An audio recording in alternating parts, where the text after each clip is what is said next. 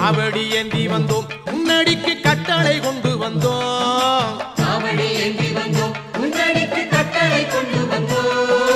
சேவடி காண வந்தோம் உன்னுடைய ஸ்ரீமுகம் பார்க்க வந்தோம்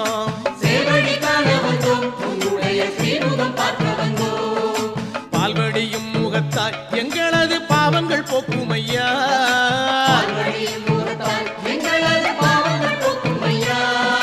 காலம் எல்லாம் எங்களை நீதான் காத்திட வேணும் ஐயா